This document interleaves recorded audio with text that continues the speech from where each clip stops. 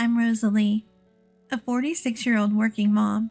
I've been married to my husband Peter for 23 years, and our son Thomas is all grown up now. Peter and I live not too far from my childhood home, and we visit my in-laws and my dad from time to time. My mom passed away about 5 years ago, and only my dad is left, but my brother Randall and his wife Matilda live with him, so I've not been overly concerned. Randall and Matilda don't have kids, so it's just the three of them at the house.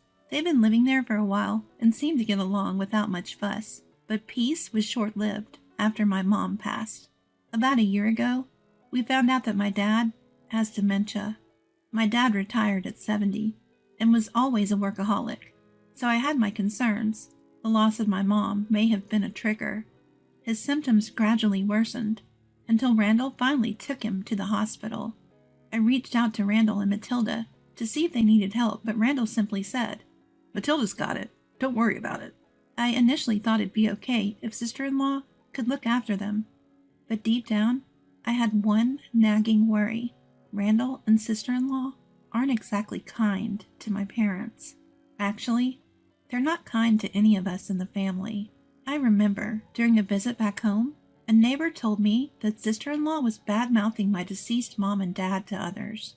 The neighbors who've known my parents for years didn't buy it, but people in sister-in-law's age group seem to believe her, and she talks about me too, saying things like, "She leaves all the caregiving to me, but only wants to offer her 2 cents. Neighbors who were concerned told me about this, even though I don't live with them and only visit occasionally. When we discovered that Dad had dementia, I tried to check in and spend time with him. At first, sister-in-law accepted my involvement without comment, but then she started to say, "Why are you coming back so often? Keep out of it. You're married now. It's annoying." I struggled with keeping the right distance from sister-in-law and eventually decided to limit my visits home. I figured if something happened, they'd let me know, so I've been only making a weekly phone call to check in on Dad. I realized this was a mistake very recently. One day, like always, I called Dad to ask about his well-being. Though he sounded fine, his tone was undeniably down. "Dad, you sound a bit down. What's wrong?" After a brief silence, Dad let out a heavy sigh. Well, it looks like it's going to be another snowy winter. We live in an area with a lot of snow, and every year it piles up. This can be hard for elderly people living alone, who can't clear the snow and may get stuck at home. Of course, some of the younger folks helped with the snow removal, but that's not always enough. I looked out of my window and noticed it had started to snow lightly. "Don't worry, Randall and the others will probably shovel the snow. You'll be fine." I thought Dad's concern must be about the snow removal, but he sounded unconvinced. I asked again, what was bothering him? Well, it's cold inside the house. "Why don't you turn on the heater?" Matilda gets mad if I use the stove. Says it's expensive. What with the electricity and the cost of fuel going up. I was shocked to hear this. Yes, the cost of living has increased lately, but it's cruel to live in a cold house in a snowy region, especially for an elderly person. I mean, Randall and sister-in-law are at work during the day, so maybe they don't know how cold the house is. But Randall grew up in this area. He should know better. I hung up with Dad and called Randall. "Come on, I'm at work. Stop calling me." When Randall picked up the phone, I could hear his quiet tone and picture him shrinking into himself. "Sorry to bother you. I was talking to Dad earlier, and he said he's not even turning the stove on during the day. So I was concerned." A sound like a tisk came from the other end, and Randall sounded like he was fed up. "Dad said he's fine. Stop meddling in how we handle things. Matilda's getting annoyed, saying you're too nosy." "I'm sorry." Randall's irritation was palpable. Even through the phone, left without words, the conversation ended abruptly when he hung up on me. Staring outside, I noticed the snowfall had intensified since earlier. I thought about checking on Dad, but a glance at the clock showed it was almost 4 p.m., assuming my sister-in-law would be home soon. I decided against causing more friction and chose not to go. Days later, the snow continued to pile up, transforming the outdoors into a picturesque winter wonderland. Houses with little activity were buried in snow, and cars were quickly getting covered overnight. During the day, I I joined my neighbors to shovel snow, making walkways easier to navigate for everyone. Thankfully, snowplows managed the roads, so that wasn't a concern. Shoveling snow really boosts my confidence in my physical abilities, and it's also a great workout. Sure, it's tough, but it's a good opportunity to interact with the neighbors. Hey, Rosalie, I saw Lawrence standing in front of Randall's house the other night. What? As the neighborhood ladies and I are all gathered, happily shoving snow together. The woman next to me looks concerned and starts to talk. She's a nurse, working the night shift in a 3-shift rotation. She says she usually gets home around 1 a.m., and that's when she saw it. I'm shocked, and my mind starts racing. Could it be that someone is wandering around late at night? I haven't heard anything like that from my brother and sister-in-law. He was dressed more like he was ready for bed. It's not just a cold he could catch. It's downright dangerous.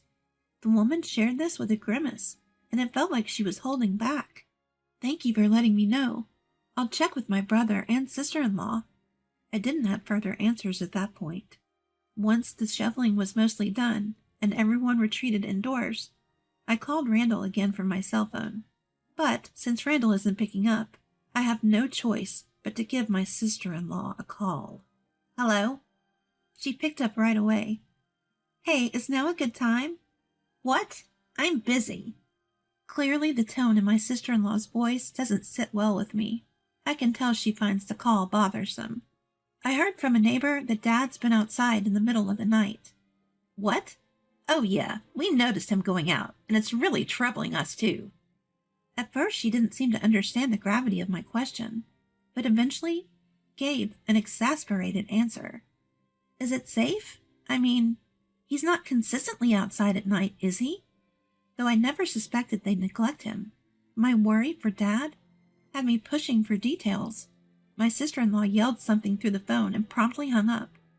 I couldn't make out what she'd said, but figured everything was probably okay, so I decided not to call or check up any further. But this issue made me worry about my brother and sister-in-law's well-being. If Dad is wandering at night, they're probably not getting much sleep either. I found myself thinking about different options. Should we consider placing Dad in a care facility? That night, I decided to discuss it with Peter. Well, you might have a point. Maybe it's not best to keep leaving it up to Randall and his family, Peter said.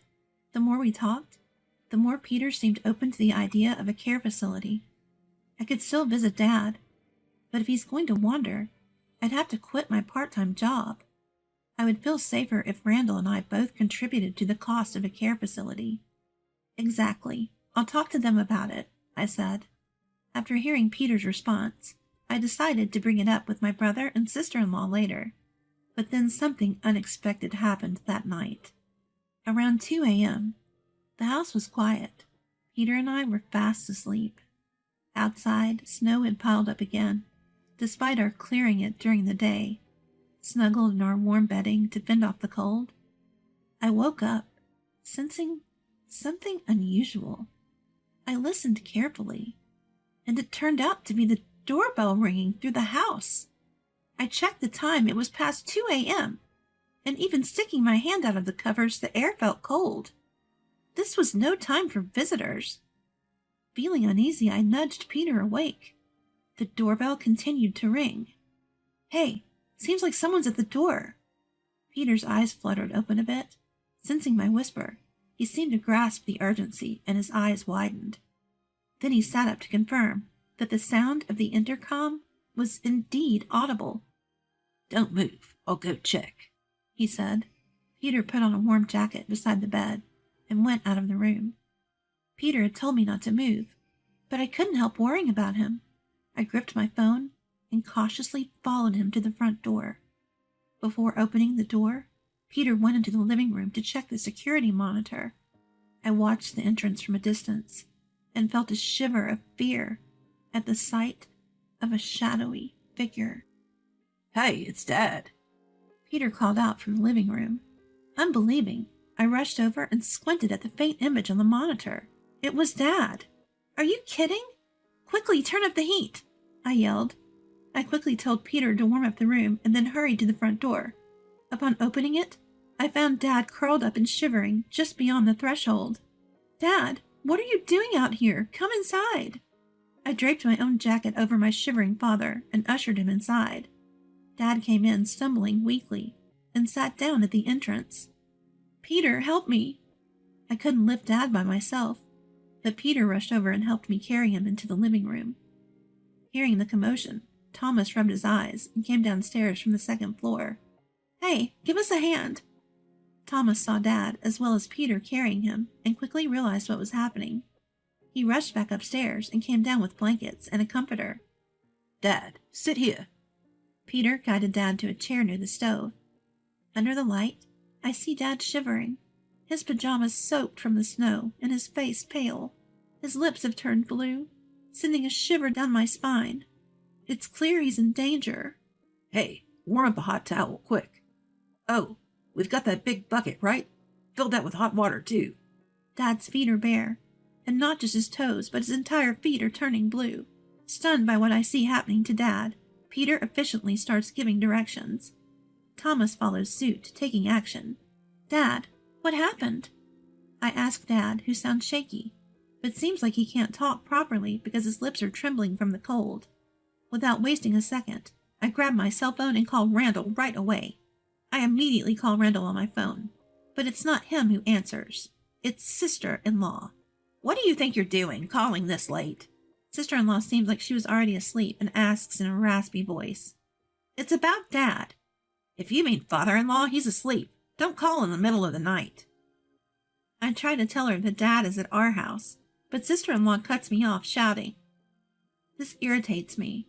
She had claimed he was wandering around, but hadn't even checked on him. "Can you please check?" I suspect something's off with sister-in-law, so I deliberately ask her to confirm. She sounds annoyed, but I hear her shuffling and then silence. Moments later, she yells, "He's here. Just stop it already." More noise follows, then silence again. Suddenly, I hear Randall's voice faintly in the background. "What's with all the yelling?" "It's Rosalie. She's such a nuisance calling at this hour." "What's going on?" "She's asking about father-in-law." "Ah, did you let Dad go outside again?" "Yes, I need him gone as soon as possible." Hearing this, I immediately put my phone on speaker and placed it on the table. Then I grabbed Thomas's phone and hit the record button. Peter and Thomas listened intently to the conversation coming from my phone. "You're really crafty, you know, using Dad's insurance to pay off debt." "If I don't, I can't repay it. He's just a nuisance anyway, so useless." "Ha ha!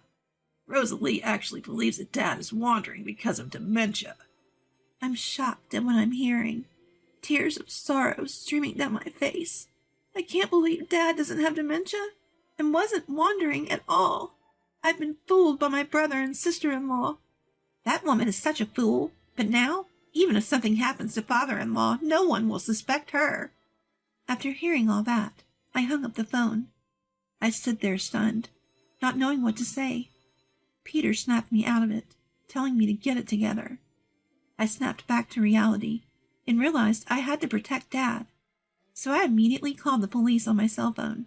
After the police heard my story, they went straight to my brother and sister-in-law's place, who were probably at my family home. They were arrested on the spot. I was summoned to the police station several times, and I provided the audio recordings I had on Thomas's cell phone. My brother and sister-in-law tried to make all sorts of excuses. They claimed that Dad had dementia and a wandering habit, but there was no medical diagnosis of dementia, and tests proved that Dad was fine and had no reason to wander. Thanks to the evidence, they were charged with trying to take Dad's life and were sentenced to prison. After consulting with Dad, we decided to sell our family home. We changed all our contact information and never saw my brother and sister-in-law again. We all moved.